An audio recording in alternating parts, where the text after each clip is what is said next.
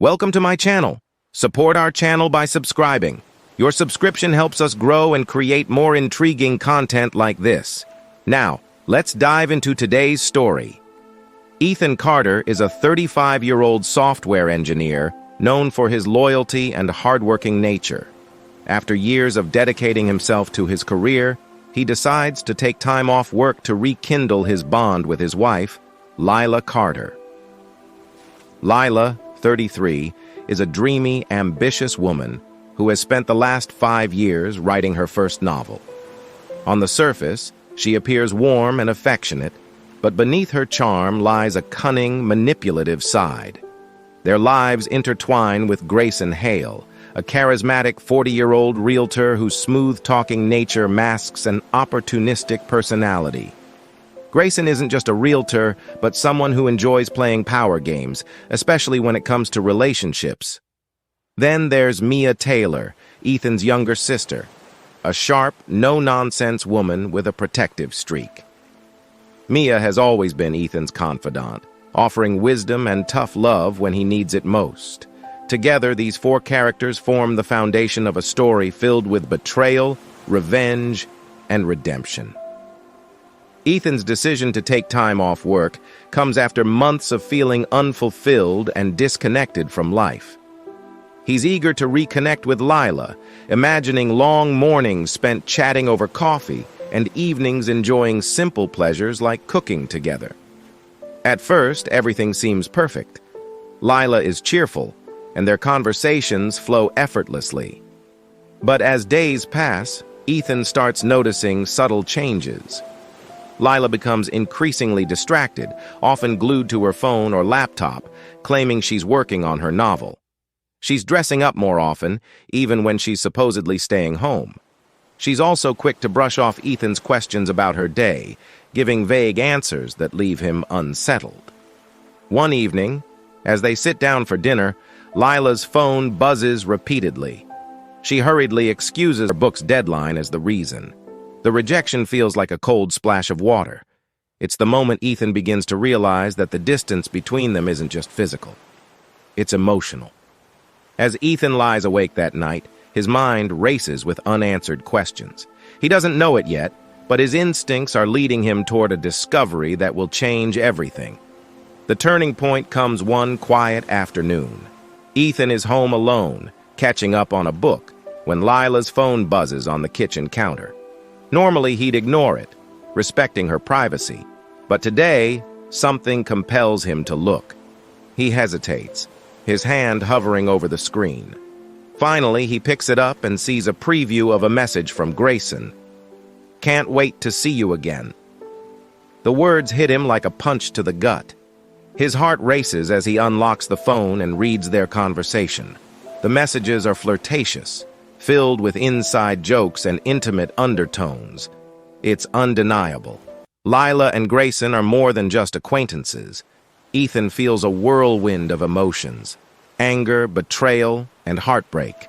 Yet amidst the chaos, he knows he needs proof before confronting Lila. He decides to stay calm and observe, hoping to catch them in the act. Over the next few days, Ethan installs a hidden camera in their living room, strategically placed to capture Lila's interactions when he isn't around.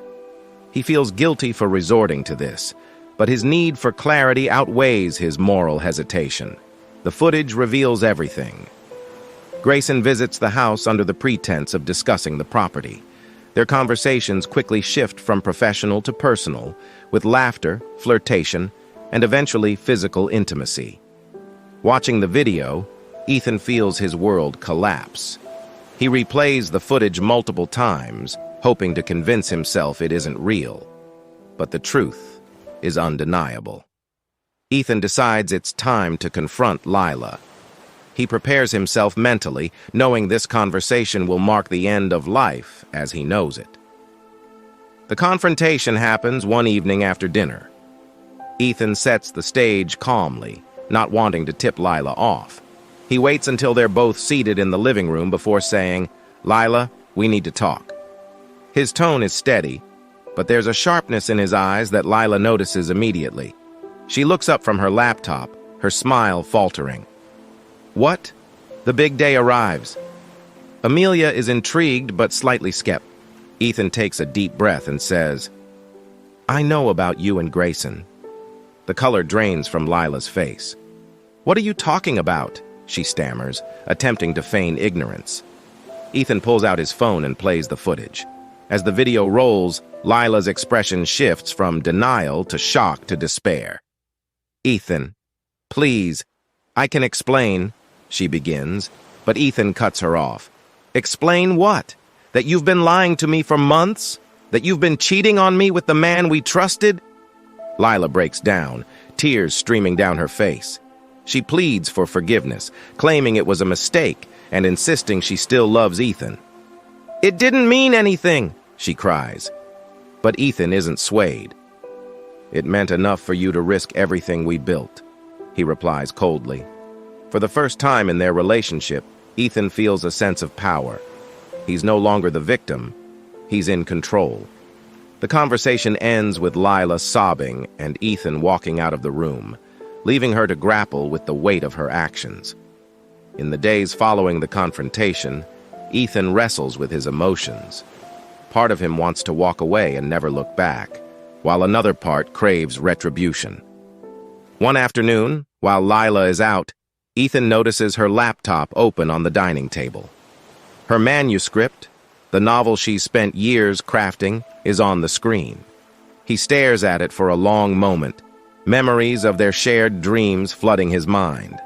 Then, in a surge of anger and heartbreak, he selects the file and deletes it. He doesn't stop there. He empties the recycle bin, ensuring there's no way to recover it. When Lila returns home and discovers what he's done, she's hysterical. "How could you?" she screams, her voice cracking with anguish. Ethan meets her gaze unflinching. "Now you know how it feels to lose something you've poured your heart into," he says. The room falls silent as the weight of his words sinks in. For the first time, Lila seems to grasp the depth of the pain she's caused. Ethan doesn't feel satisfaction, only a hollow sense of justice. He packs a bag that night and leaves, choosing to stay with Mia while he figures out his next steps. Ethan's decision to leave marks the beginning of a new chapter. With Mia's support, he starts the process of filing for divorce. "You deserve better," Mia tells him one evening as they sit on her porch. Her words resonate deeply, giving Ethan the strength to move forward. He begins focusing on himself. Lila, meanwhile, is left to pick up the pieces of her shattered life. She attempts to reach out to Ethan multiple times, but he ignores her calls and messages. He's done looking back. The story ends with Ethan standing in his new apartment, a blank page open on his laptop. He's ready to start over, not just as a writer, but as a man who's learned his worth. As he types the first sentence of his own story, he feels a sense of peace he hasn't felt in years. And that, friends, is the story of how I turned heartbreak into a new beginning. Sometimes life throws curveballs, and it's up to us to decide how to swing back. Thank you so much for watching. If this story resonated with you, or if you have your own story to share, I'd love to hear about it in the comments. Don't forget to like, share, and subscribe to support the channel. Until next time, take care and remember, you deserve honesty and respect in all your relationships. See you soon. Ability. It meant control. But she wasn't asking for my opinion on that. She was already diving into what she thought we needed, a goal. Something big to work toward.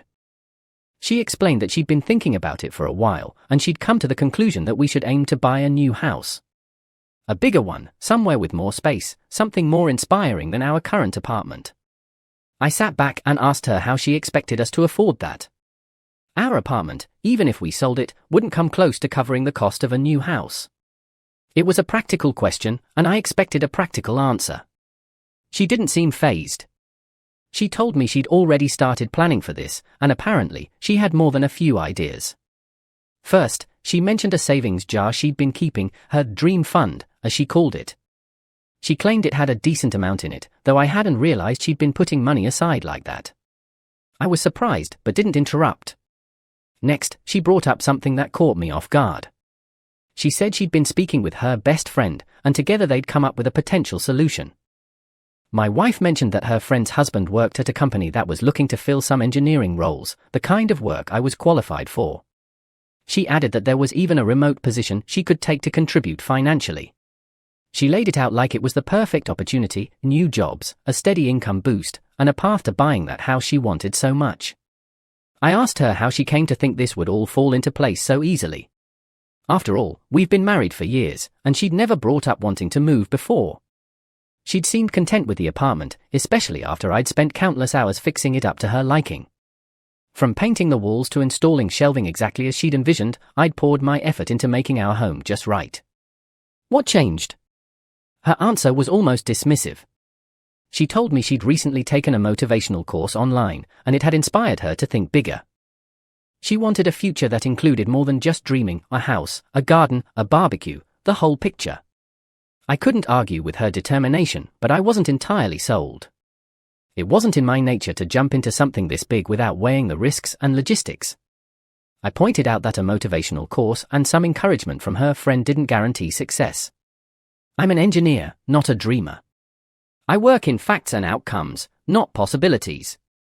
But she countered with confidence, insisting that this could be the change we needed to break free from our routine. Finally, she proposed that we go to a coffee shop the next day to meet her friend and her husband. She wanted to discuss the job opportunities and get a clearer picture of how it could all work out. She was firm in her belief that this was worth exploring and that I should come along. I hesitated for a moment, not because I didn't care about her idea, but because I'm not one to rush into things. But I could see she wasn't going to let this go until I agreed. In the end, I nodded. "All right," I said. "Tomorrow, we'll meet your friends and see what they have to say. Let's hear their pitch." It was the logical next step, and I was willing to listen. For now, that was enough. The next day, as promised, we headed out to the coffee shop. My wife, true to form, took her time getting ready. It wasn't unusual; she liked to look her best, and I respected that, though I was left pacing by the door. After what felt like an eternity, we finally got into the car and drove off. Traffic wasn't terrible, and the coffee shop wasn't far, but I was already feeling like the day was off to a slow start. Still, I kept my thoughts to myself. When we arrived, the place was lively but not overcrowded. We found a table near the window, ordered coffee, and settled in to wait for her friends. They showed up shortly after, a couple who seemed friendly enough. The guy, her friend's husband, got straight to the point. He explained that he was familiar with the hiring manager at his company and had already discussed my wife's idea with his girlfriend.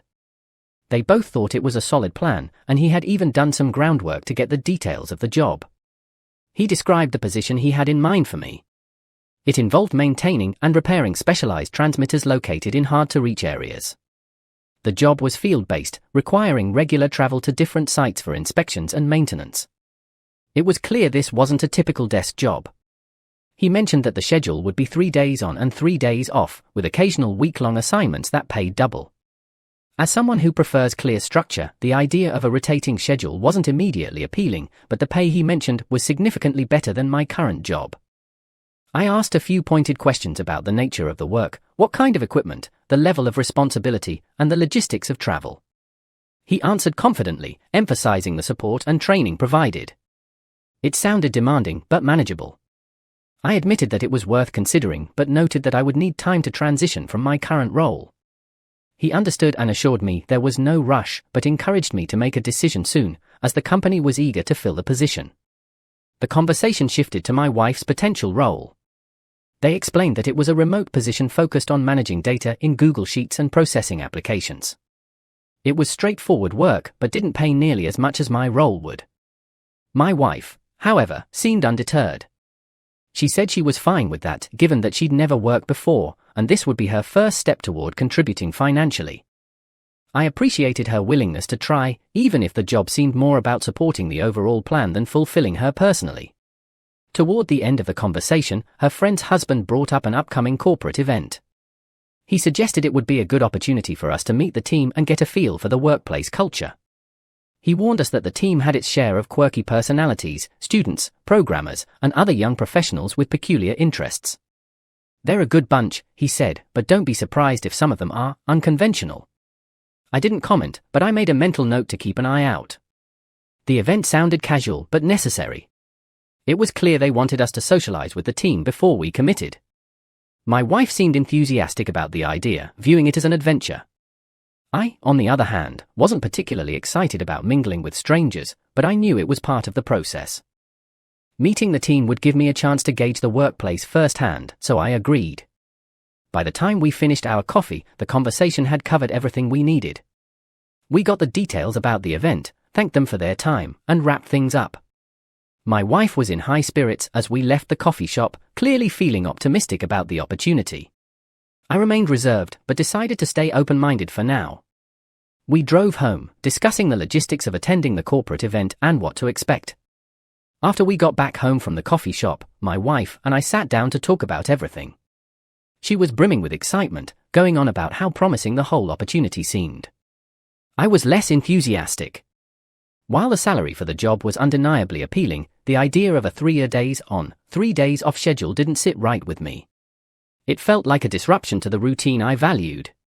But what really stuck with me was the comment about the team's strange interests. I told her it made me curious, though not necessarily in a good way. My wife, however, was more optimistic.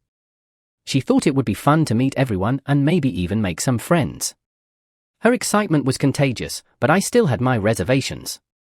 Over the next 2 weeks, I focused on wrapping up my responsibilities at my current job. It wasn't a place I was overly attached to, but leaving still felt like a big step. By the end of that period, I had handed in my resignation and was officially ready to start the new role. It felt like a gamble, but one I was willing to take for the sake of the financial benefits. My wife was thrilled that we were moving forward with the plan. She even started looking into the details of her remote position, diving headfirst into learning how to manage spreadsheets and applications. She was determined, and I respected that. The day of the corporate event came quickly. My wife and I arrived at the venue, and the atmosphere was lively. It was clear they had put effort into making the gathering welcoming and upbeat. As soon as we walked in, we were greeted warmly by several employees. Drinks were offered, introductions were made, and the evening seemed to be off to a good start. However, it didn't take long for something unusual to happen. One young man, clearly intoxicated, stumbled up to us and blurted out a wildly inappropriate comment about when we'd be having sex. I was caught off guard, but I stayed composed. Before I could say or do anything, another employee pulled the drunk guy away and apologized profusely. The apologetic man, who seemed level-headed, explained that the guy had simply had too much to drink. I told him it was fine, though I admitted I had been tempted to handle the situation more directly. We laughed it off, and the conversation shifted to introductions. The man who had intervened turned out to work in the same role I was stepping into. He explained that we'd be alternating shifts, covering each other's 3-day cycles. It was helpful to hear his perspective on the job, and I found myself feeling slightly more at ease. Meanwhile, my wife was busy chatting with others. She was in her element, effortlessly striking up conversations and making connections. I couldn't help but notice a group of young men at another table who seemed fixated on us. Their drunken stares were hard to miss. I leaned over to my new acquaintance and asked what their deal was. He chuckled and explained that they were recent college graduates working in a different department. "They're harmless," he said, "just immature and a bit too eager to make an impression." His relaxed attitude reassured me, though I still kept an eye on them. As the evening progressed, more people joined our table, and the conversations became livelier. My wife seemed to hit it off with nearly everyone she met, and I found myself loosening up as well.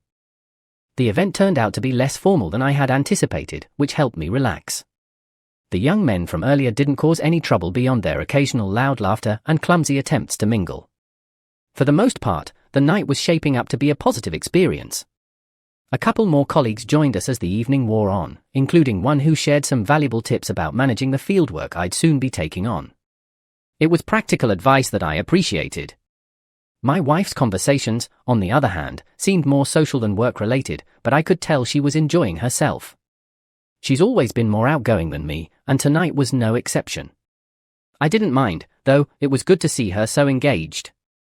As the event began winding down, we made our rounds to say goodbye. Most people seemed genuinely friendly, and a few even expressed excitement about us joining the team. I'd come into the evening with low expectations, but it ended on a surprisingly positive note. We thanked everyone for the warm welcome and headed home. On the drive back, my wife was already buzzing with ideas about the people she'd met and how this new chapter could unfold. I stayed quiet, reflecting on the night and preparing for what lay ahead. When we got home after the corporate event, I sat down with my wife to talk about everything we'd seen and heard. I mentioned how glad I was that she'd be working from home. Some of the guys there seem like trouble, I said, referencing the stories I'd heard and the behavior I'd witnessed. She laughed it off, reminding me that we'd all been young and impulsive at some point. They're just fresh out of college, she said. They'll grow out of it. I wasn't entirely convinced, but decided to let it go for now. She then mentioned that she needed to go to the office soon to pick up her work laptop. You'll be on shift, so it works out, she added. When you're back, you can tell me how your first full cycle went. 3 days later, after finishing my shift, I came home to find her asleep at the table with her new laptop open in front of her. She looked content, like someone who had just checked off an important task.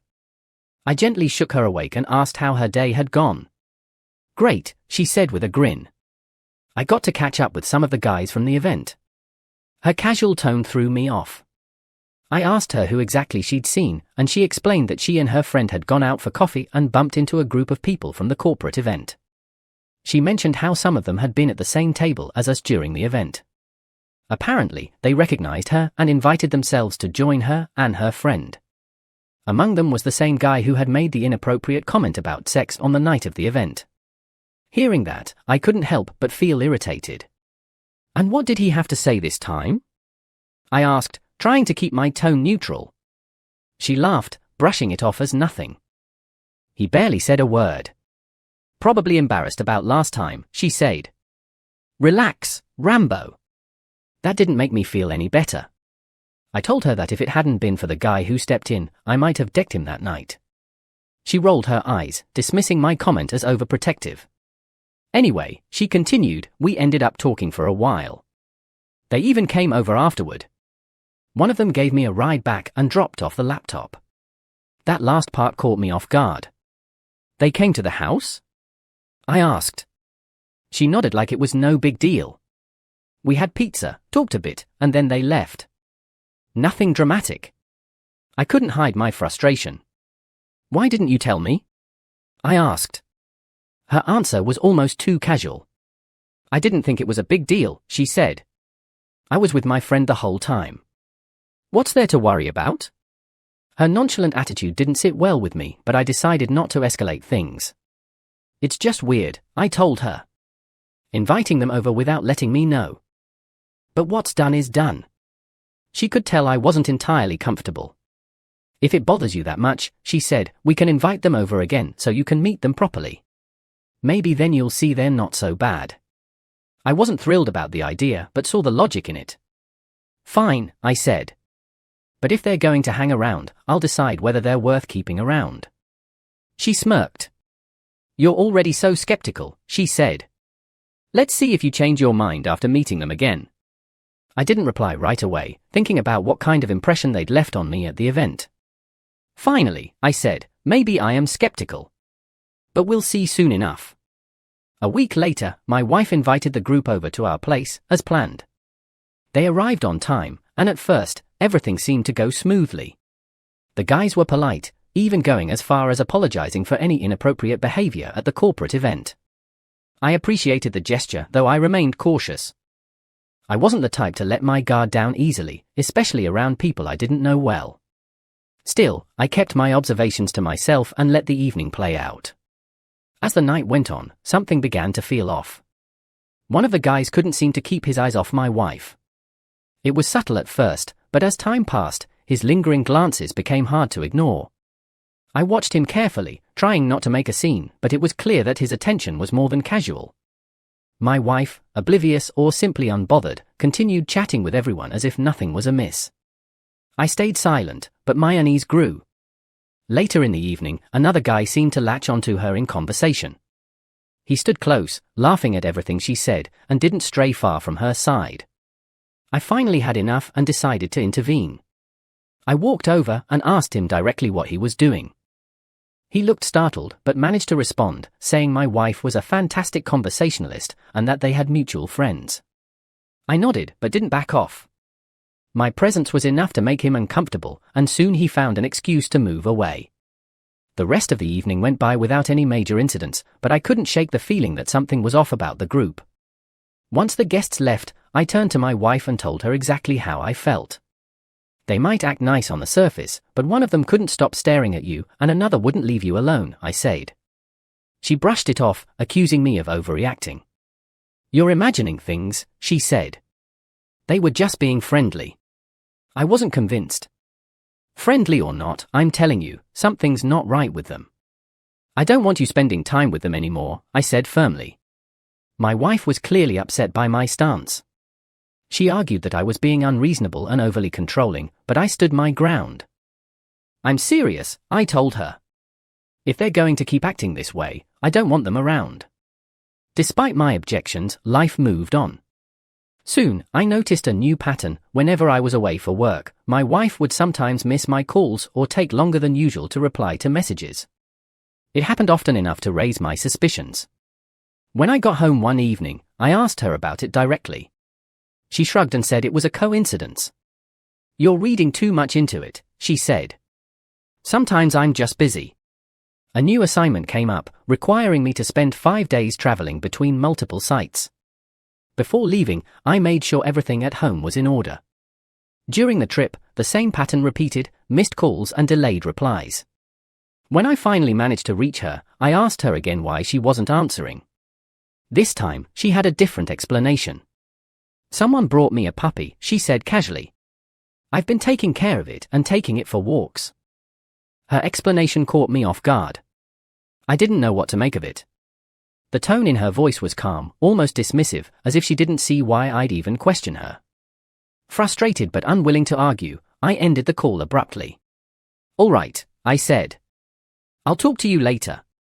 I hung up, unable to shake the feeling that there was more to the story than she was letting on. I couldn't shake the uneasy feeling that my wife's explanation about the puppy didn't add up.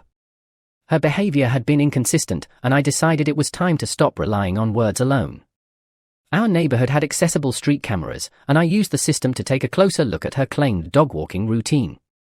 As I reviewed the footage, what I saw left me in disbelief. There she was, not walking a dog, but disposing of a shocking number of used condoms into a nearby trash bin. My stomach churned at the sight, and I struggled to process what it meant. The volume alone was enough to confirm my worst fears. Fueled by adrenaline and rage, I made a snap decision to confront the situation head-on. I worked tirelessly to finish my assignment a day ahead of schedule. Sleep was out of the question as my mind raced with anger and disbelief. The moment I clocked out, I jumped into my car and sped home, determined to get answers. As I approached the house, I noticed the absence of cars outside. That gave me some pause, a group large enough for what I feared wouldn't have arrived on foot. Still, I wasn't about to let that stop me. I parked a few blocks away, walked quietly to the house, and entered the garage, hiding there to observe. Hours passed, and the evening settled in. My patience was tested, but I stayed alert, waiting for any sign of activity. Finally, I heard the unmistakable sound of a car pulling up. I waited another 30 minutes, ensuring I wouldn't interrupt prematurely. Then, faint but clear through the quiet night, I heard sounds from inside the house, intimate noises that erased any lingering doubt. My heart pounded as I gritted my teeth, steadying myself for what I was about to do. I returned to my car, retrieved my pistol from the glove compartment, and walked straight to the house. My mind was singularly focused on the confrontation ahead. Inside, I found what I dreaded most is my wife, completely unclothed, surrounded by several men in various states of undress. The scene was chaotic, obscene, and undeniable. For a moment, the room froze as everyone realized I was standing there, weapon in hand. Without hesitation, I pulled out my phone and started taking pictures. The men scrambled, yelling over each other as they tried to gather their things and flee. I fired a single shot into the floor, stopping them in their tracks. "No one moves," I said, my voice steady but cold. The threat of the gun was enough to make them rethink their hasty exit, though it didn't stop them from trembling. As they backed toward the door, one of them tripped, landing flat on the floor. I immediately trained my weapon on him. He looked up at me, wide-eyed and terrified. It was then that I recognized him, one of my co-workers from the corporate event, the guy with the alternating schedule. "You," I said, my voice low and sharp. "Start talking. What the hell has been going on here, and how long has it been happening?" He stammered, trying to find the words, but I wasn't in the mood for delays. "Talk now, or I'll make sure you don't leave this house."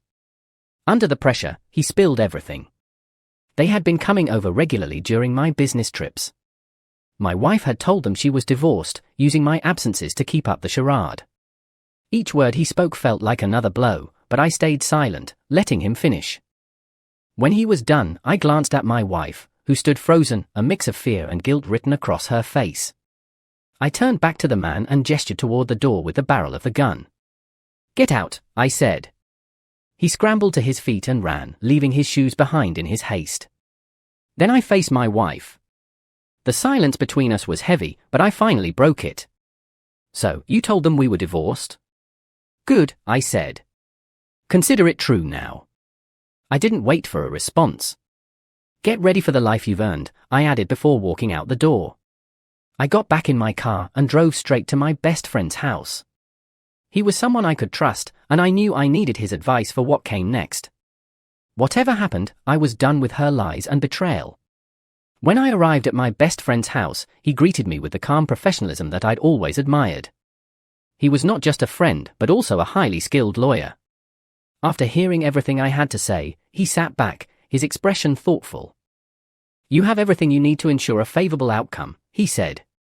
"The photos, the eyewitness account, it all supports your case. Now, let's talk about leaving her with nothing." His bluntness was refreshing. I wasn't in the mood for platitudes or sugarcoating. He leaned forward, lowering his voice. "Do you remember how you once told me about that savings jar your wife has? The one she's been adding to for years?" I nodded. It was something she had always been proud of, though she rarely mentioned it directly. "If that money hasn't been declared anywhere, no bank records, no paper trail, you can take it, and no one will be able to prove it was ever there to begin with," he explained. "That gives you leverage and ensures she doesn't walk away with anything substantial." I was silent for a moment, letting the idea sink in. It wasn't a decision I took lightly, but I couldn't deny the logic. "While I work on the legal side of things," he continued, "you need to go back home and act as if nothing's wrong. Play along. It'll give us the time we need to prepare everything, and it'll keep her from getting suspicious. If she scrambles to find a lawyer in a hurry, all the better for us." Reluctantly, I agreed. The thought of pretending everything was fine made my stomach turn, but I trusted his judgment. That evening, I returned home, steeling myself for the performance ahead. As soon as I walked through the door, she rushed toward me, tears streaming down her face. She dropped to her knees, clutching at my hands, and begged for forgiveness. Her desperation was palpable, but it only deepened my resolve. "We'll see," I said curtly. "There's a lot to think about." Her relief was almost immediate, as though my measured response gave her hope. She stood and wiped her face, trying to compose herself. I couldn't stand the sight of her at that moment, but I knew I had to stay focused on the bigger picture. Over dinner, she made every effort to win me over, talking about how she wanted to make things right and rebuild our relationship. I nodded where appropriate, but kept my answers short, letting her do most of the talking. Later that night, as we lay in bed, I stared at the ceiling, my mind racing. She had fallen asleep quickly, as if the weight of her guilt had finally exhausted her. I, on the other hand, couldn't rest. The memory of her betrayal played on a loop in my head, but so did my friend's words. I needed to plan my next steps carefully. Taking the savings jar would be tricky, I had to find it first, and I couldn't risk her noticing its absence too soon. The next morning, I watched her closely as she went about her routine. She seemed determined to act like the perfect wife, cooking breakfast and asking about my plans for the day. I played along, giving vague answers and pretending to appreciate her efforts. Internally, I was mapping out every corner of the house, trying to recall where she might have hidden the jar. It wasn't something she'd leave out in the open. As the day went on, I started piecing together my approach. I'd wait for an opportunity when she wasn't home, a grocery trip, perhaps, to conduct a thorough search. In the meantime, I had to maintain the facade of reconciliation. It was a difficult act to keep up, but every moment of discomfort was a reminder of what I stood to gain. That night, as I lay awake again, I began to finalize my plan. The sooner I acted, the sooner I could close this chapter and move on with my life. When my wife left for her usual grocery run, I knew it was the perfect moment to act. The house was quiet, and I had enough time to conduct a thorough search without interruption. Starting in the bedroom, I checked her drawers and under the bed but found nothing unusual. From there, I moved to the living room and then the closets, methodically working through each space. It wasn't until I reached the storage room that I found what I was looking for. Tucked away in the back, hidden among old showboxes and forgotten knickknacks, were several large jars, each filled to the brim with neatly stacked $100 bills. The sight was both shocking and satisfying. I unscrewed the lid of one jar to confirm its contents, and the crisp bills inside left no doubt. There were at least 5 jars, all equally packed. Memories flooded back as I stood there, recalling how her parents had occasionally given her money over the years, urging her to save it for a rainy day. She'd always been discreet about it, but I hadn't realized just how much she'd accumulated. The amount was staggering, far beyond what I'd expected. For a moment, I felt a grim sense of satisfaction. Her betrayal might have cost me emotionally, but at least this would ensure she didn't come out ahead. I quickly got to work. Each jar was carefully placed back into its box, and I wrapped the boxes in old cloth to disguise them further. The last thing I needed was for her to notice anything missing too soon. Once the jars were secure, I carried them out to the car, taking care not to draw attention. As I closed the trunk, I sent her a quick message. "My dad called," I wrote. "He needs me to bring over a drill. I'll be back in a bit." It was a believable excuse, one that wouldn't raise suspicion. The drive to my parents' house felt longer than usual, though I wasn't in a rush. When I arrived, they greeted me warmly, though their expressions turned serious as I began explaining the situation. I laid it all out for them, her infidelity, the jars of money, and the plan my lawyer friend had suggested. They were shocked but supportive. "We'll take care of it," my father said firmly. "No one will find this here." My mother nodded, her face set with determination. I could trust them to keep the money hidden, knowing they'd do whatever it took to help me. Leaving the jars with them gave me a sense of relief, but it didn't erase the heaviness in my chest. As I drove back home, I rehearsed what I would say if she asked where I'd been. Fortunately, she rarely pressed for details, so I doubted she'd question my story. When I walked through the door, she was already back from the store, putting away groceries. "How'd it go?" she asked, her tone casual. "Fine," I replied. "My dad's all set now." She seemed satisfied with the answer and went back to unpacking. The days that followed were some of the most difficult I'd ever endured. Living under the same roof as her, pretending everything was normal, felt like a betrayal of myself. Every smile she gave me, every attempt to win me over, only deepened the resentment I felt. But I reminded myself that this was temporary. The documents were being prepared, and soon, I'd have everything I needed to end this nightmare on my terms. At night, I'd lie awake, running through the plan in my head. I thought about the money, safely tucked away at my parents' house, and how it would play into the larger scheme. It wasn't just about taking what was hers, it was about ensuring she didn't have the means to disrupt my life any further. Every detail had to be perfect. There was no room for mistakes. She, meanwhile, seemed oblivious. If she suspected anything, she didn't show it. Her demeanor was almost cheerful, as though she believed she'd truly earned my forgiveness. Watching her act so carefree only strengthened my resolve. This wasn't a partnership anymore, it was a charade, and I was determined to see it through to the end. For now, I played my role, keeping my emotions in check and focusing on the tasks at hand. Though it weighed heavily on me, I continued to live my life as though nothing had changed. Each day brought me closer to the moment when the truth would come out and the scales would finally tip in my favor. Until then, I endured, knowing that every sacrifice I made now would be worth it in the end. A few days before our wedding anniversary, my phone buzzed with a call from my best friend, the lawyer. "The documents are ready," he said, his voice calm and steady. "You can serve her whenever you're ready." I thanked him and hung up, my mind immediately shifting to the perfect way to deliver the papers. The timing couldn't have been better. With our anniversary just around the corner, I decided it was fitting to turn the occasion into a final statement. This wasn't just about ending the marriage, it was about reclaiming control. I spent the next day preparing the presentation. I found a massive cardboard box and carefully placed the divorce papers at the very bottom. Then, I surrounded them with layers of smaller boxes, each one meticulously taped and nested inside the next. The final result was a matryoshka of frustration, designed to force her to spend time unwrapping her fate. By the time I was done, the package was enormous, almost comical in size. It was exactly what I wanted, a mix of absurdity and cold finality. When the day arrived, I kept my demeanor calm and collected. She greeted me that morning with a smile, clearly hoping to use the anniversary as a way to further mend the cracks she'd caused. I played along, acting as though I was on board with the charade. "I have a surprise for you," I said casually, watching as her eyes lit up with anticipation. I asked her to wait in the living room while I went outside to retrieve the box. It was heavy, but adrenaline made it easier to carry as I brought it in and placed it in front of her. "What is this?" she asked, laughing nervously as she inspected the oversized package. "Your gift," I said simply. "Go ahead, open it." She hesitated for a moment, likely trying to gauge my mood, but then began tearing into the layers. Each box she uncovered revealed yet another box, and her laughter turned to mild irritation as the process dragged on. "What is this, some kind of joke?" she asked, looking up at me. I just shrugged. "Keep going," I said. It took her nearly 30 minutes to reach the final box. By then, her initial excitement had given way to frustration. When she opened the last box and pulled out the divorce papers, her expression froze. The color drained from her face as she stared at the documents, her hands trembling slightly.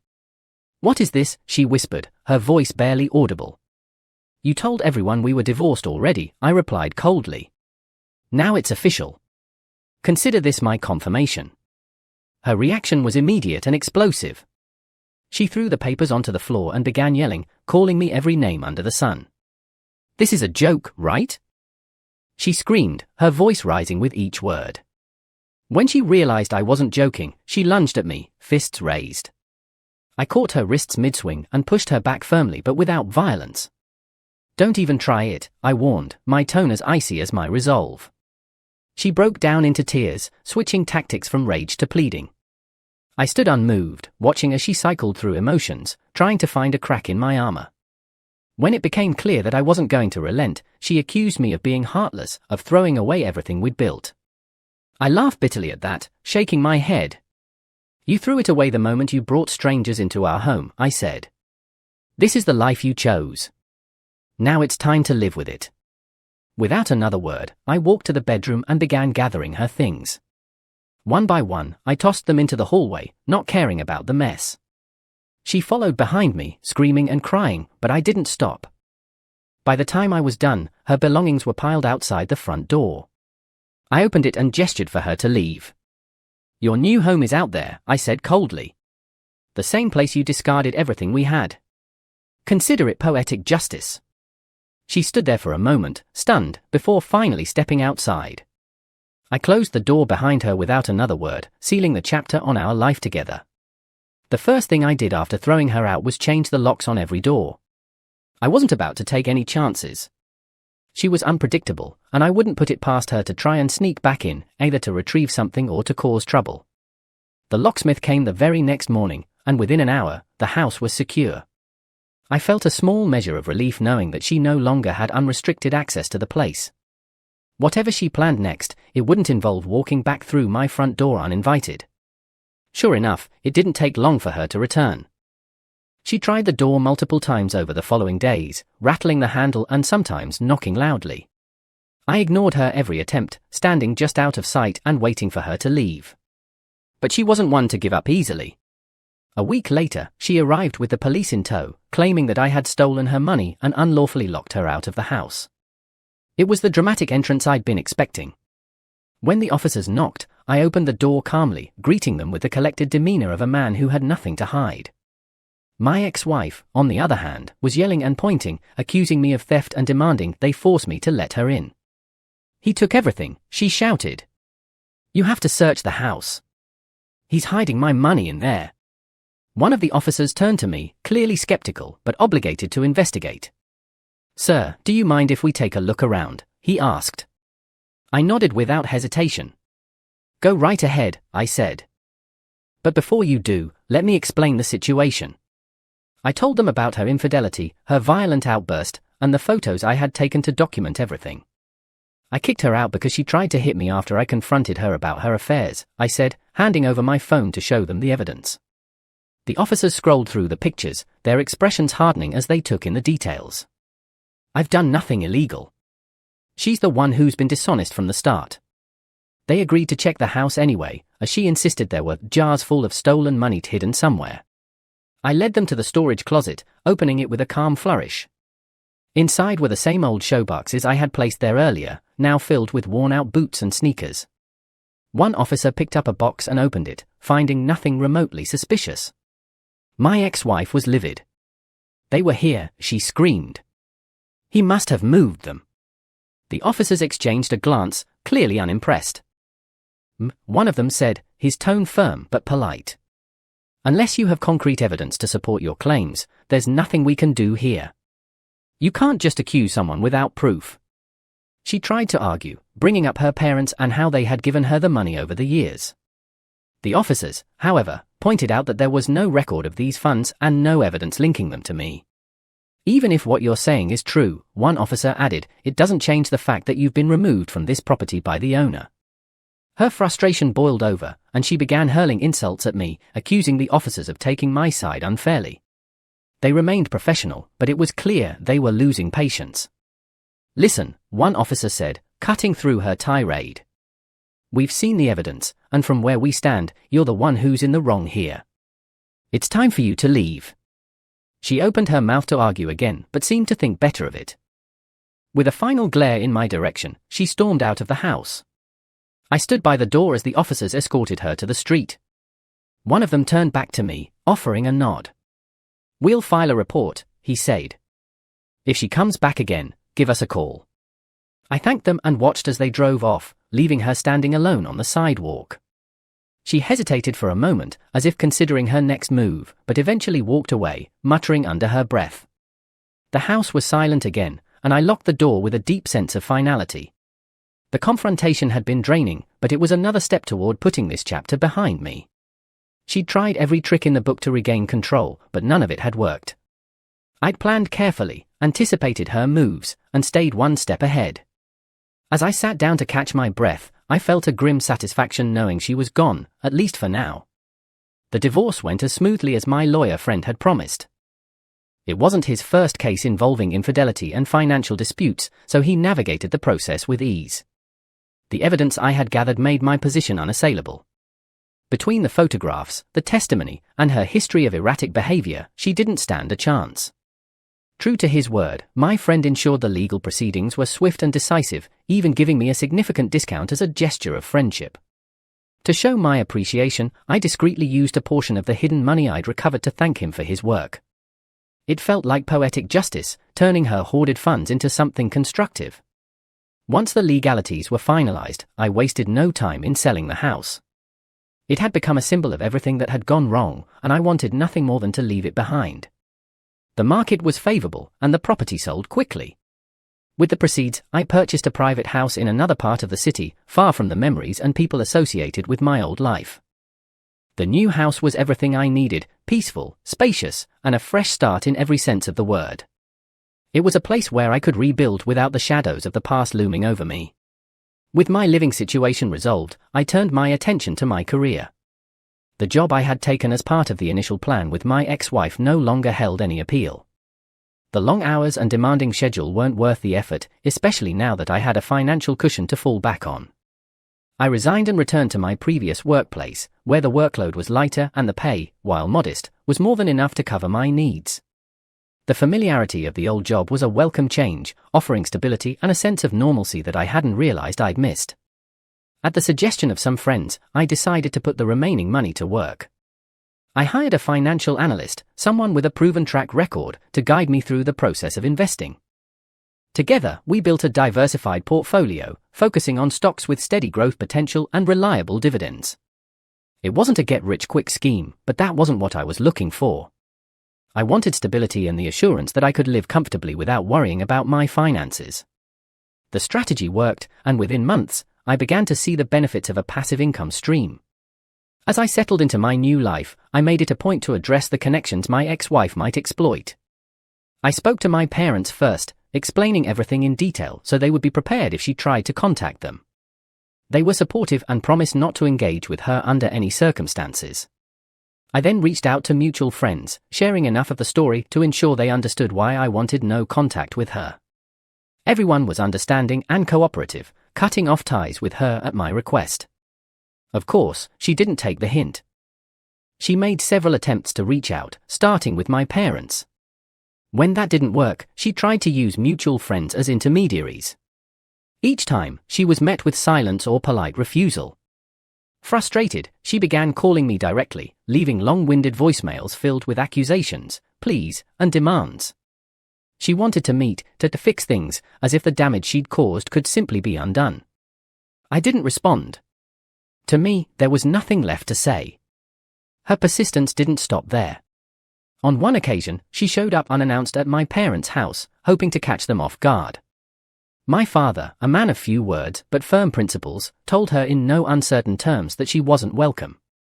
She left in a huff, but the encounter only reinforced my decision to warn everyone close to me. She could try all she wanted, but she wouldn't find a way back into my life through them. The phone calls kept coming, though they grew more sporadic over time. Each time her number appeared on the screen, I felt a mix of annoyance and pity. I'd moved on, both emotionally and practically, and her attempts to rekindle anything only highlighted how far removed I was from the person I'd been during our marriage. When she demanded answers or tried to guilt me into a conversation, I would simply hang up. When she left voicemails, I deleted them without listening. There was no point in entertaining her delusions. In the end, her efforts amounted to nothing. She had burned the bridges that connected her to my world, and I had no intention of rebuilding them. Every time she tried to pull me back, I sent a clear message: there was no going back, no reconciliation, and no place for her in the life I had rebuilt. Whatever she hoped to achieve, she would have to do it without me. And with each failed attempt, I felt a little more at peace, knowing that I had truly moved on. Welcome to my channel, where every story comes to life. Dive into captivating narratives that spark your imagination. Let's start today, new narrative story. Andrew McLean was the epitome of the steady, dependable Canadian family man. A successful 41-year-old software engineer living in the heart of Vancouver, he had built his life around the things he loved most: his family, his work, and his modest but comfortable home nestled in the serene suburbs. He had met Samantha at a networking event nearly 2 decades ago. She was ambitious, driven, and fiercely independent. At 39, Samantha McLean was a marketing executive for a major firm in Vancouver, often traveling across the country for work, leaving Andrew and their 14-year-old daughter, Chloe, to hold down the fort.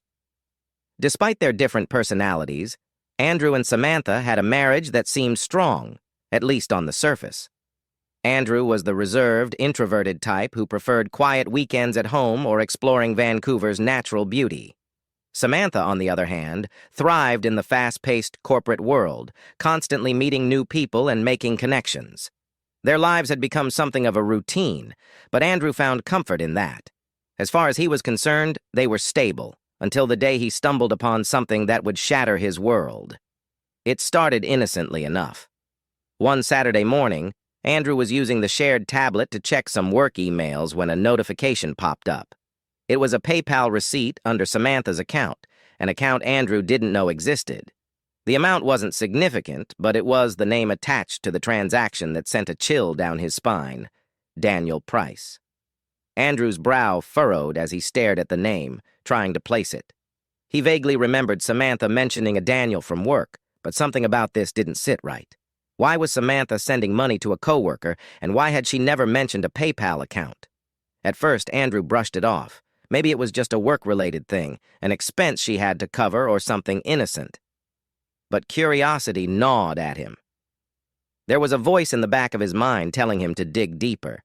He wasn't the type to invade his wife's privacy. He had never felt the need to. But something about this just didn't add up.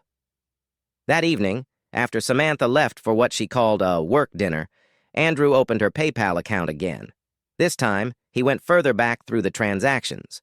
What he found felt like a punch to the gut. Months of payments to Daniel Price, some of them for considerable amounts. The descriptions were vague. Thanks for the fun. For our weekend. And worse, getaway gift. These weren't work expenses. These were personal, intimate exchanges. Andrew's hands trembled as he scrolled through the history. His heart pounded and his chest tightened as the realization hit him like a tidal wave. Samantha was having an affair. Andrew closed the tablet, his mind reeling. He could hear Chloe playing her guitar upstairs, her soft voice humming a tune she'd been working on. The sound, usually a comfort to him, only deepened the pit in his stomach now. How could Samantha betray their family like this? The questions swirled in his mind, each one more painful than the last.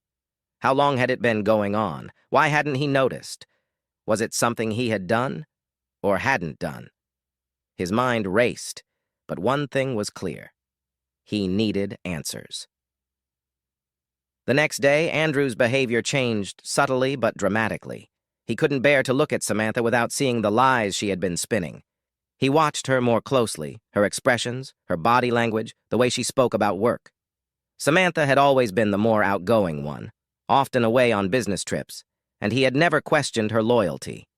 But now, every time she picked up her phone, every time she mentioned a late meeting, Andrew felt the gnawing doubt creeping in. He didn't confront her right away. He needed more information, more proof. It felt wrong, this detective work he was doing, but at the same time, he felt justified. Samantha had broken their trust, and Andrew was determined to get to the bottom of it. He began looking through her social media profiles, checking her recent activity. That's when he found Daniel Price, a younger, more suave version of himself, with carefully curated photos of nights out in Toronto, expensive restaurants, and scenic getaways, the same places Samantha had been frequenting lately. In the days that followed, Andrew became more withdrawn. He found it difficult to focus on work, constantly replaying the PayPal transactions in his mind, trying to piece together the puzzle. Chloe noticed the change in her father, and her innocent questions only made it harder for Andrew to hold himself together. "Dad, are you okay? You've been really quiet lately," Chloe said one evening over dinner. Andrew forced a smile, not wanting to burden his daughter with the weight of his suspicions. "I'm fine, sweetheart. Just a lot going on at work." Chloe nodded, accepting his answer, but Andrew could see the concern in her eyes. He hated keeping secrets from her, but what could he say? That her mother was likely cheating on him? That their family might never be the same again? 2 weeks passed, and Andrew could no longer bear the weight of what he had discovered. He knew he had to confront Samantha, but the thought of doing so filled him with dread. What if she denied it? What if she admitted it? Both possibilities seemed equally unbearable. One Friday evening, with Chloe spending the night at a friend's house, Andrew decided it was time. He couldn't live in this state of uncertainty any longer. Samantha came home from work, carrying the usual air of confidence she wore like a second skin. Andrew was sitting at the kitchen table, a cup of coffee in front of him, untouched. His face was pale, his hands clenched tightly around the mug. "Hey," Samantha said, flashing a smile as she set her bag down. "How was your day?" Andrew didn't respond right away. He looked up at her, his eyes heavy with the weight of what he was about to say. "We need to talk," Andrew said quietly, his voice strained. Samantha hesitated, sensing the seriousness in his tone. "What's going on?" she asked, walking over to the table. Andrew reached into his pocket and pulled out his phone. He opened the PayPal app and slid the phone across the table toward her. Samantha's eyes flicked down to the screen, and for a moment she said nothing. But Andrew could see the flicker of recognition in her expression, the way her breath caught in her throat. "What is this?" Andrew asked, his voice shaking slightly. Samantha didn't answer right away. She picked up the phone, scrolling through the transactions. When she finally looked up at him, her eyes were filled with something that resembled guilt, but not quite. "Andrew, I can explain," she started, but Andrew cut her off. "Explain what? That you've been sending money to Daniel Price for months? That you've been lying to me? To Chloe? Samantha's mouth opened, but no words came out. She stared at him, her face pale, and for a moment, Andrew wondered if she even had an explanation. "I didn't mean for this to happen," she finally whispered, tears filling her eyes. "It was a mistake, Andrew. I didn't want to hurt you." Andrew's anger flared. "A mistake? You've been seeing him for months, Samantha. That's not a mistake. That's a choice." Samantha's tears spilled over and she reached out to touch Andrew's hand, but he pulled away. "Don't," he said sharply. "Just tell me the truth. How long has this been going on?" Samantha hesitated, wiping her eyes. "About 6 months," she admitted quietly. "It started when I was in Toronto for that work conference. Daniel and I, we just clicked. It wasn't supposed to be serious, but—" Andrew stood abruptly, knocking his chair back. "Not serious? Do you hear yourself? We've been married for 15 years, Samantha. We have a daughter. How could you do this?" Samantha sobbed, burying her face in her hands. "I'm sorry," she cried. "I didn't want to hurt you, Andrew. I still love you. I do." Andrew's heart clenched at her words, but he couldn't bring himself to believe her. Love? What kind of love involved lies, deceit, and betrayal? "I don't know if I can ever trust you again," Andrew said, his voice low. "I don't know if I even want to." In the days that followed, the house was filled with an unbearable tension. Andrew had told Samantha that he needed time to think, but what he really needed was space. Space to process what had happened, to figure out what came next. He slept in the guest room, while Samantha remained in the master bedroom, her cries often muffled behind the closed door. Chloe noticed the shift almost immediately. She had always been a sharp, observant girl, and it wasn't long before she confronted Andrew. "Dad, what's going on?" she asked one morning, her eyes filled with worry. "You and Mom haven't been acting normal lately." Andrew sighed, rubbing his face with his hands. He wasn't ready to tell Chloe the truth. Not yet. "It's just grown-up stuff, sweetheart," he said, trying to sound reassuring. "Your mom and I are working through some things." Chloe frowned, clearly unsatisfied with the answer, but she nodded. "Okay," she said softly. "But if you ever need to talk, I'm here. I know I'm only 14, but I'm not a kid anymore." Andrew's heart ached at her words. Chloe was growing up fast, and he hated the thought of her being caught in the middle of this mess. Andrew had always prided himself on being level-headed, but in the aftermath of Samantha's confession, he found himself consumed by anger. How could she betray him so easily? How could she throw away everything they had built together for some fling with a younger man? For the first time in his life, Andrew felt the urge to get revenge. He wasn't the type to lash out or make a scene, but the thought of Samantha facing no consequences for her actions made his blood boil. He didn't just want to confront her, he wanted her to feel the same pain she had caused him. Andrew began to formulate a plan. It was petty, maybe even cruel, but at that moment he didn't care. Samantha had torn their marriage apart, and Andrew wanted her to suffer the consequences. First, he contacted a lawyer. He needed to understand his options when it came to divorce and custody of Chloe. As much as he hated the thought of breaking up their family, Andrew couldn't see a future where he stayed married to Samantha. She had crossed a line that couldn't be uncrossed. Next, Andrew decided to expose the affair. He didn't want to cause a public scandal, but he needed their closest friends and family to know the truth. Quietly, subtly, he began to leak information to their inner circle, planting seeds of doubt about Samantha's behavior and her relationship with Daniel. It wasn't long before the whispers started. Samantha's colleagues began to distance themselves from her, and her work relationships started to crumble. The affair with Daniel was no longer a secret, and soon enough, it became clear that Samantha's professional reputation was taking a hit. As for Daniel, Andrew made sure that he, too, felt the fallout. With some careful online sleuthing, Andrew found out that Daniel was in a long-term relationship himself. A few anonymous emails later, and Daniel's partner knew everything about his infidelity.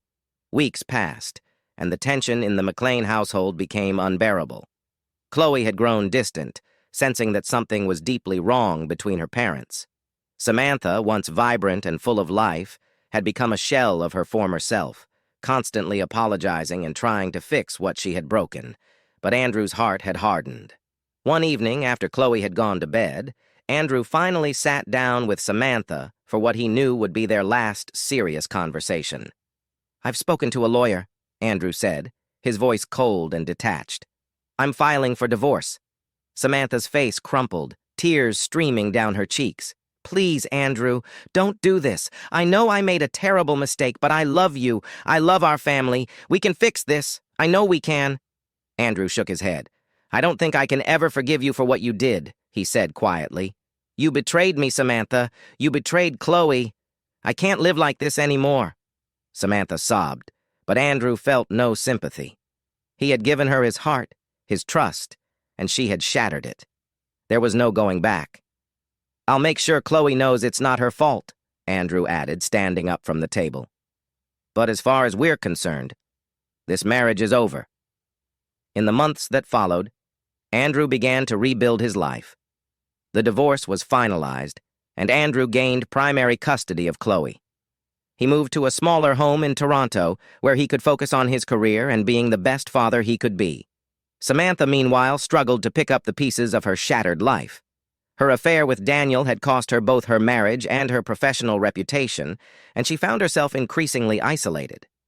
As for Andrew, he learned to let go of the anger and bitterness that had consumed him.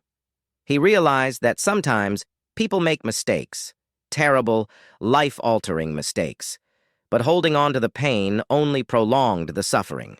He would always carry the scars of Samantha's betrayal, but he refused to let it define him.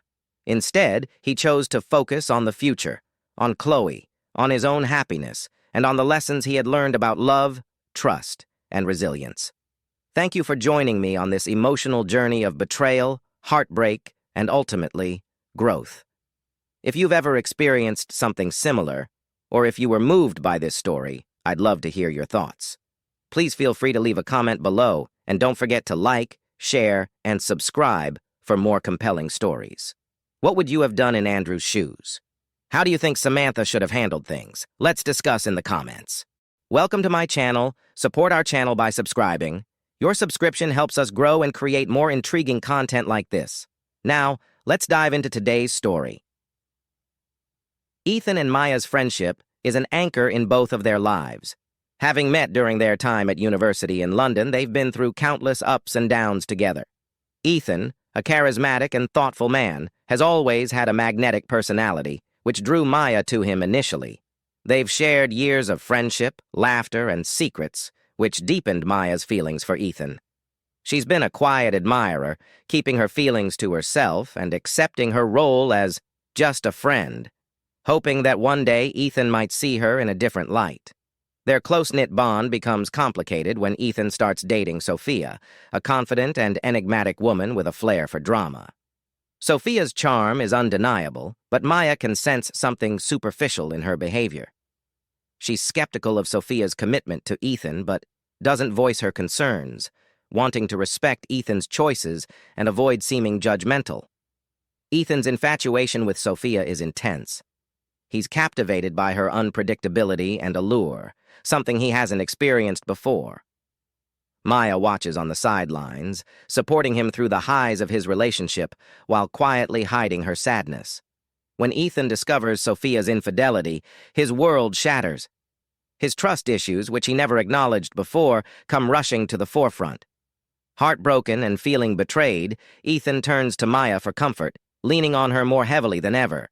He spirals into a state of self-doubt, questioning his worth and feeling lost without Sophia. This period of vulnerability becomes a catalyst for the complex situation that follows, as Ethan begins to depend on Maya in ways he never has before. As Maya becomes Ethan's primary emotional support, her feelings for him intensify. She's hopeful that her unwavering loyalty and love might finally be recognized, yet she remains cautious, aware of his fragile emotional state. Ethan's pain is raw, and she's concerned that any romantic developments between them may stem from his heartbreak rather than genuine feelings. Nonetheless, she continues to be his pillar, setting the stage for a complicated journey of emotional entanglement, heartbreak, and self-discovery. In the aftermath of his breakup, Ethan is left reeling. Maya becomes his source of solace, and he spends most of his time with her, seeking comfort and distraction. He's unable to confront his emotions head-on, choosing instead to immerse himself in Maya's comforting presence. Maya tries to remain grounded, but as Ethan begins to cross the boundaries of friendship, her hopes for something more rise, though she keeps them guarded. One night, their connection escalates. Ethan's emotional walls crumble, and in a vulnerable moment, he kisses Maya. What starts as a small gesture of affection quickly turns into a night of passion, leaving Maya with a surge of hope. She believes that perhaps their years of friendship are finally evolving into the relationship she's longed for. Ethan, feeling a temporary escape from his heartbreak, showers Maya with affection in the days following. But there's an underlying uncertainty in his actions that Maya senses but chooses to ignore. As their relationship unfolds, Maya struggles with mixed emotions. While she feels closer to Ethan than ever before, doubts creep into her mind. She wonders if she's merely a rebound, filling the void left by Sophia. Ethan, still emotionally bruised, shows glimpses of affection but frequently retreats into himself, leaving Maya to feel uncertain and anxious about their future. Their relationship is marked by moments of closeness, followed by awkward silences, a reflection of Ethan's unresolved feelings for Sophia. Despite the emotional highs, Maya becomes increasingly aware that she's living in a delicate balance. Her hope for a future with Ethan is tainted by the fear that his attachment to her is a temporary solution, one that could shatter if he's given the chance to reunite with Sophia. She realizes that she's taking a risk with her heart, yet she can't pull herself away, believing that their connection might deepen over time. Little does she know, her fears are about to materialize in a painful way. Just when Maya starts to believe her relationship with Ethan could be real, Sophia returns, determined to make amends. Claiming to regret her actions, she professes that breaking up was a mistake. She insists she's changed, feeding Ethan the exact words he wants to hear. Ethan, still haunted by his lingering love for her, finds himself drawn back into her orbit. Despite the pain she caused him, his unresolved emotions flare up, creating an internal conflict that Maya can't ignore. Maya confronts Ethan, urging him to see Sophia's true nature and to remember the pain she caused. But Ethan, blinded by his love and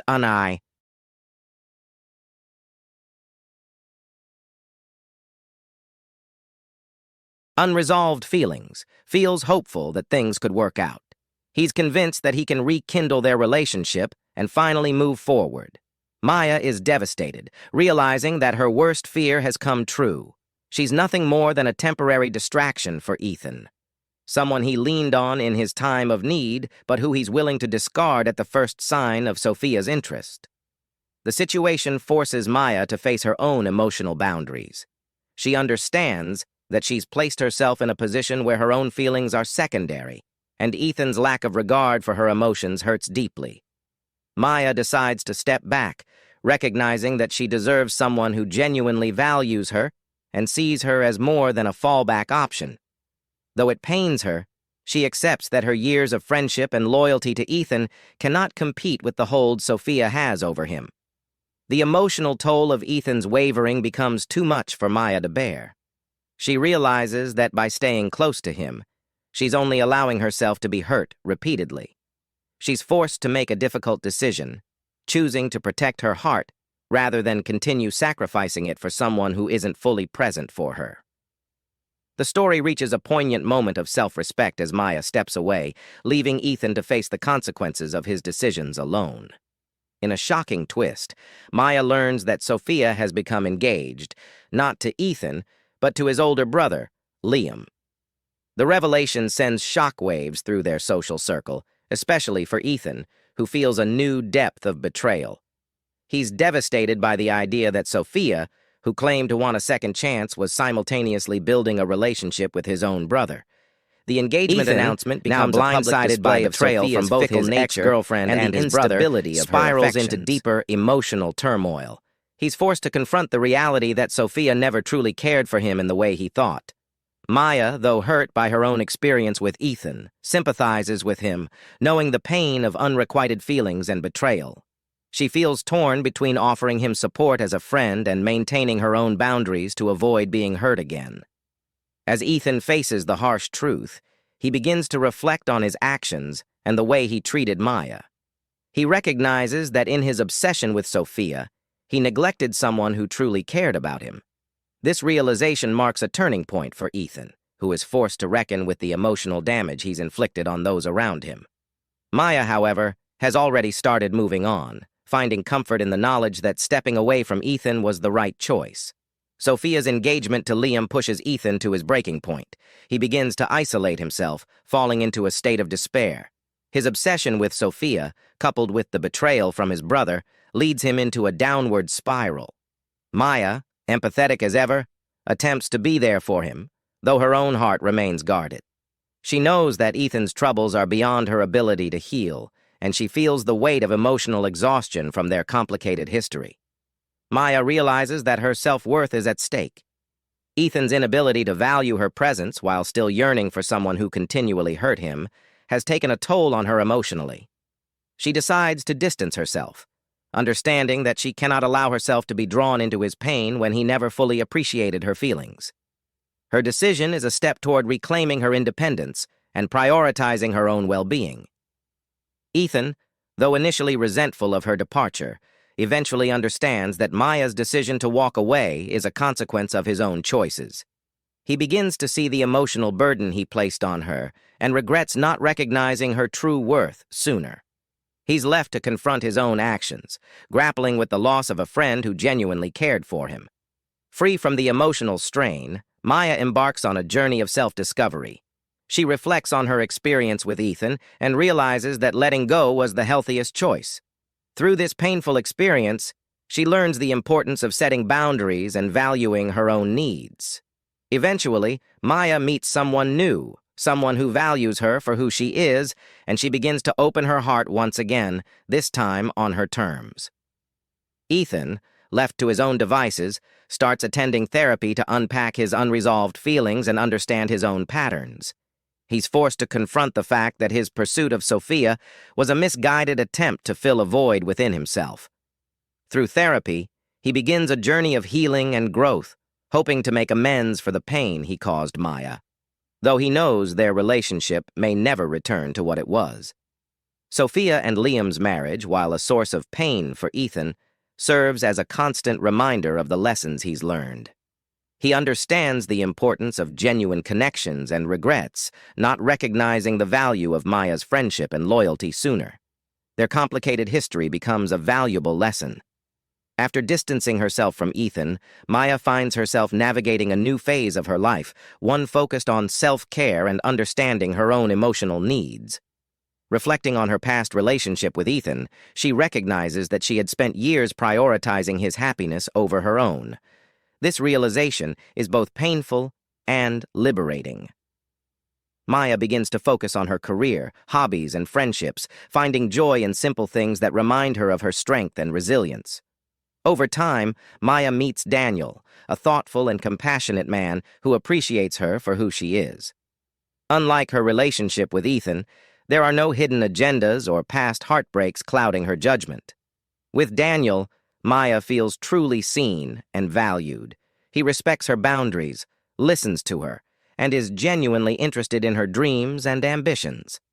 Their connection grows organically, without the emotional turmoil she once endured.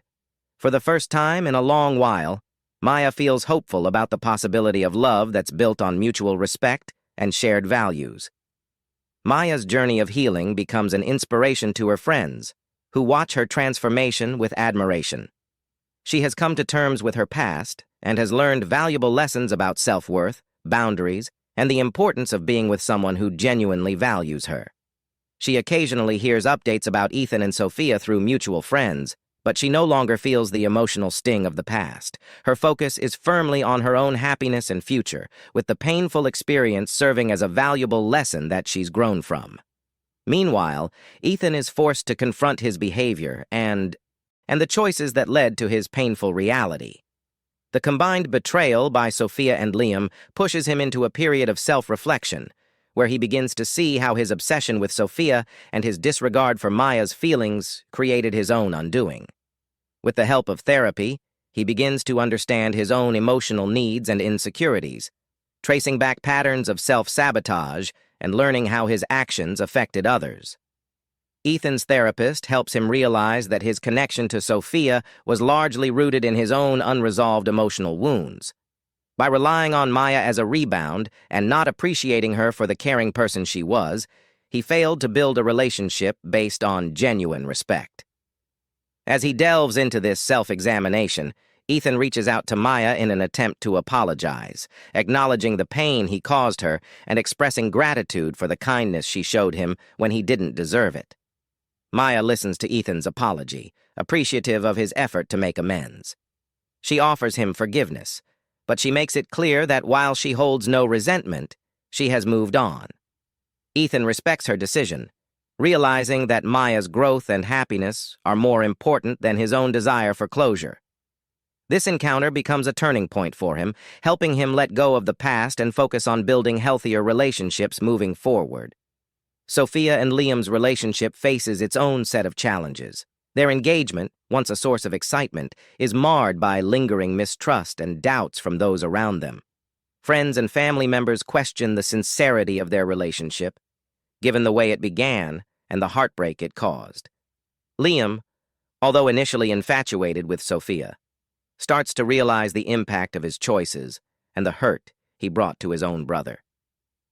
The guilt of this reality begins to weigh on him, especially as the initial thrill of the relationship fades, and he's forced to confront the complexities of his involvement with Sophia. Sophia, too, begins to sense the repercussions of her actions. She sees how her decisions affected not just Ethan, but others in their circle, and realizes that her impulsive, self-centered approach to relationships has left her isolated from those who once supported her. While she and Liam proceed with their wedding plans, their relationship lacks the depth and mutual respect that Maya has found with Daniel. Sophia's actions catch up to her as she realizes that she's lost the respect of people around her, and her relationship with Liam, though intact, is fragile and built on a foundation of drama rather than genuine love. In the final moments of the story, Ethan and Maya's paths cross one last time at a mutual friend's event. They share a brief but heartfelt conversation, both of them changed by their experiences. Ethan wishes Maya well, genuinely happy to see her flourishing and content with Daniel. Maya, in turn, encourages Ethan to continue his journey of self-growth and to find happiness within himself before seeking it in others. As they part ways, Maya realizes how far she's come, from silently loving Ethan to finally letting go and finding a life where she is valued and respected. Ethan watches her leave, understanding that this chapter of his life has closed. He resolves to take the lessons he's learned and to move forward with a new sense of purpose and a commitment to forming healthy, respectful relationships. Maya's story ends on a hopeful note, with her future bright and filled with possibilities. She's left behind the heartache and pain, emerging as a stronger, wiser person. Ethan, too, is on his path to healing, no longer held captive by his mistakes, but rather transformed by them. Both characters are free to move on, wiser, and ready for what lies ahead, marking the end of a tumultuous chapter and the beginning of a new one. Thank you so much for watching. We hope you enjoyed this story and found it as engaging as we did. If you have thoughts, reactions, or similar stories of your own, please share them in the comments. We'd love to hear from you. Don't forget to like, share, and subscribe for more captivating stories. See you in the next one.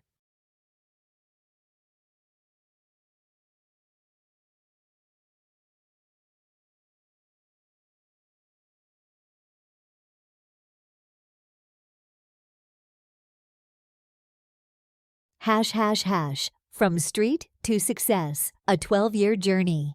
John, a middle-aged carpenter with a kind heart, walks through the bustling city streets, reflecting on a day 12 years ago that changed his life. On a cold, rainy evening, he noticed a 10-year-old girl, Emily, huddled in a doorway, begging for food. Moved by her plight, John offered her a meal and shelter. This simple act of kindness blossomed into a deep bond, providing Emily with the stability and support she needed. Years later, Emily, now a successful software engineer, honors John at a high-profile tech event, revealing how his belief in her transformed her life.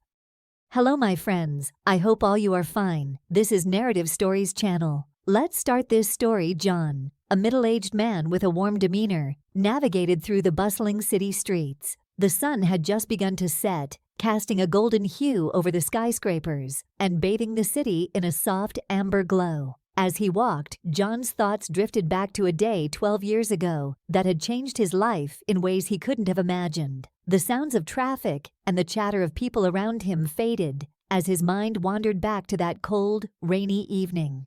John had always been a man of simple means, working diligently as a carpenter.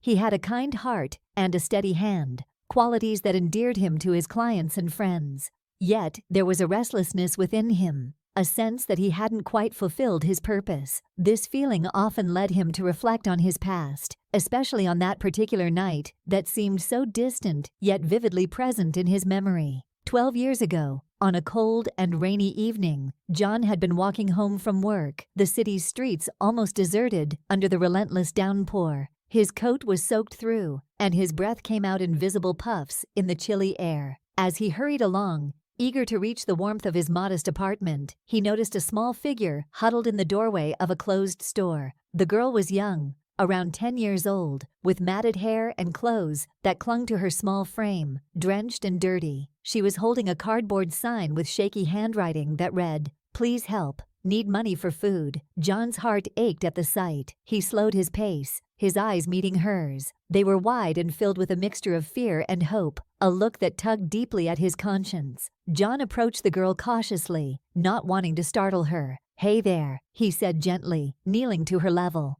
"My name's John. What's yours?" She hesitated, glancing around as if expecting someone to swoop in and take away her chance of getting help.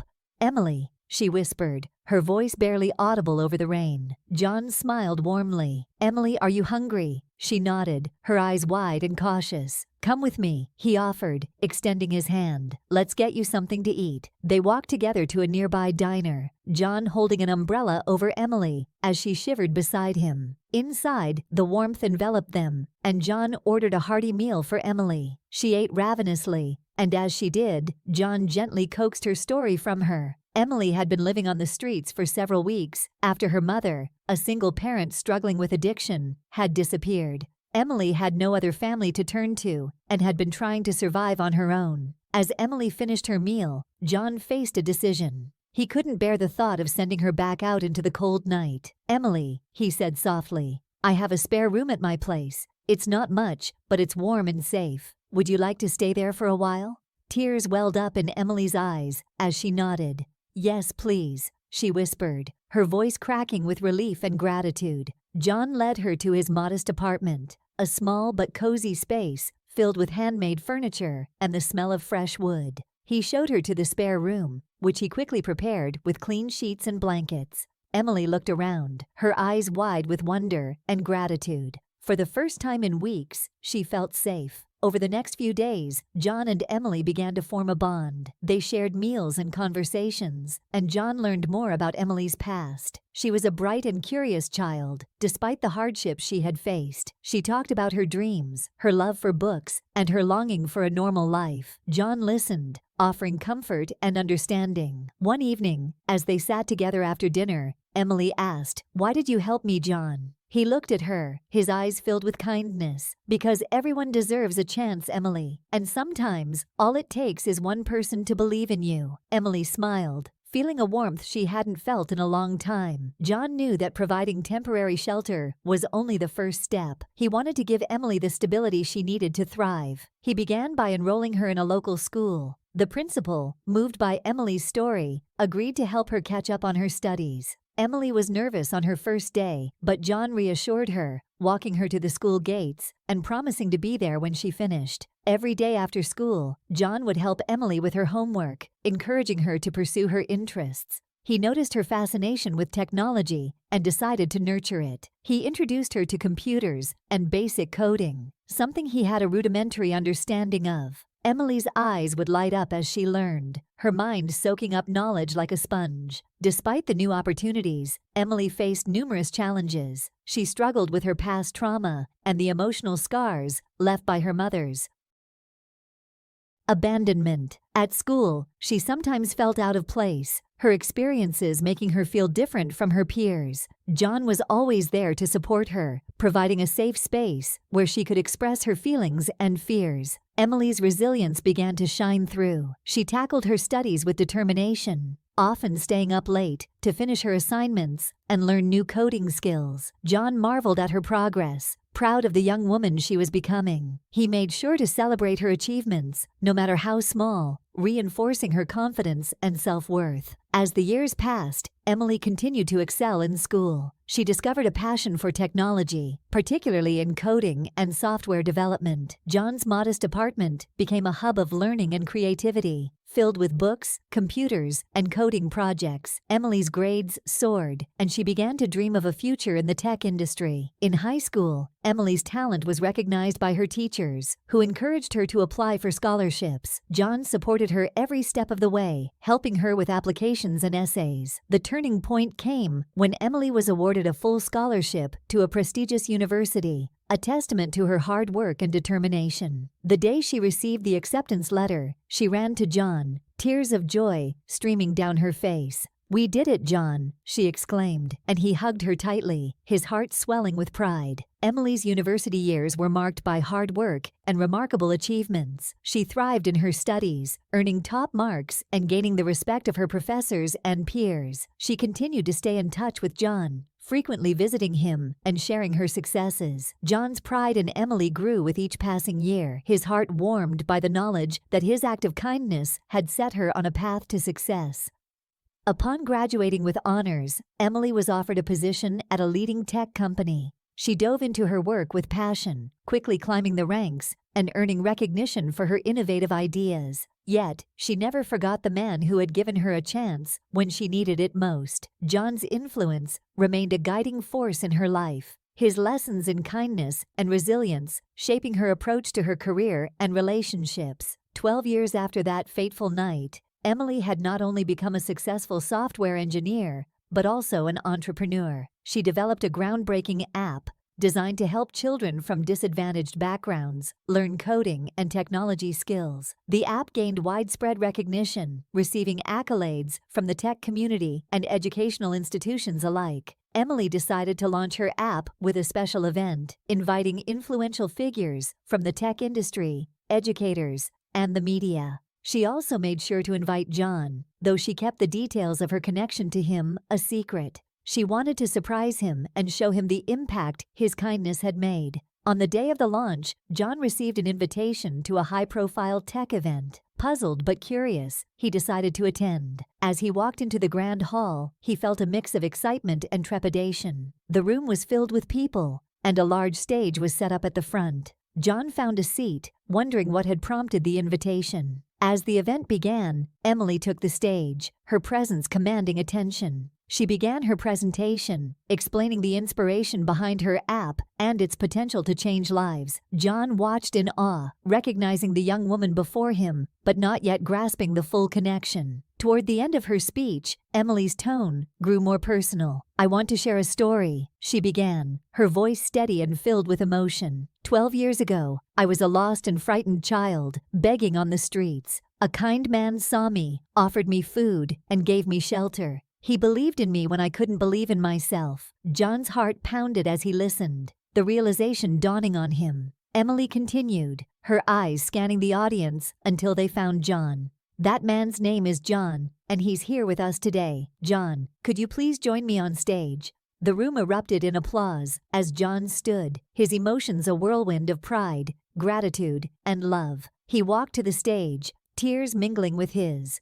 3. Full circle. Emily continued, her voice breaking with emotion. "John, you gave me a chance when I had nothing. You showed me kindness and love, and you believed in me. Everything I've achieved is because of you. Thank you for changing my life." She presented John with a token of gratitude, a beautifully crafted wooden plaque with the words, "To John, my guardian and friend, thank you for believing in me." The audience stood in admiration, applauding the profound bond between them. The story ended with John and Emily embracing, surrounded by applause and admiration from the audience. Their journey had come full circle, a testament to the transformative power of kindness, a band, and the enduring impact of believing in someone. The warmth of their connection filled the room, inspiring everyone present to believe in the power of giving and the incredible journeys it could set in motion. Thank you for being a part of Narrative Stories. Your support and engagement mean the world to us. We are committed to bringing you the best in storytelling. What kinds of stories would you like to see next?